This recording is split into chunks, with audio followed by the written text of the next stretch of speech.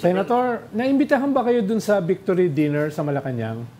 Paano nandun yung dalawa sa Magnificent Seven, nandun eh. Meron bang kahulugan yon?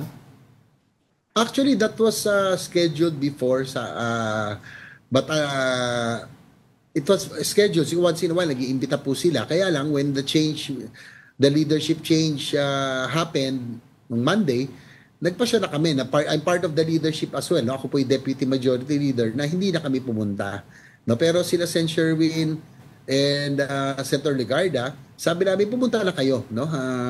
I think wala naman kayo masyadong issue. Pero ako kasi I still feel bad about mahirap naman plastika, no? Sabi chika tayo na mating masakit, no? Masakit pa eh. Emotions are still high, it's still fresh. Maamin naman ako, talagang nasaktan po ko because I know for a fact that wala namang ginawa kaming masama yung liderato under Sen. President Mig Zubiri. Wala namang naging kasalanan to our colleagues, to the administration, and especially to the Filipino people. Sen, pag sinabi niyo ayaw niyo makipagplastikan, you're referring to your colleagues in the Senate in that dinner, or are you referring to the host of the dinner? Well, of course, siyempre, it will be awkward, Ed, no? Na, siyempre, they were the ones who booted the whole leadership out. Kasama na rin po kami doon.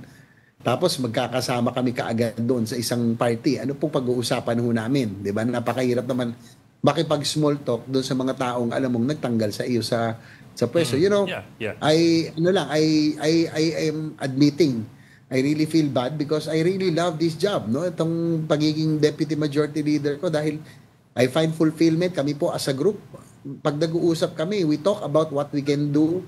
Nagpaplano kami sa budget, kung ano yung nagpapalitan kami.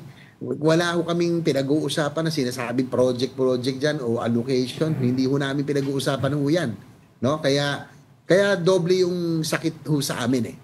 That's why siguro mas okay na lang, manahimik na muna tayo ngayon. And well, we have 2 months, no, to let everything cool down, simmer down.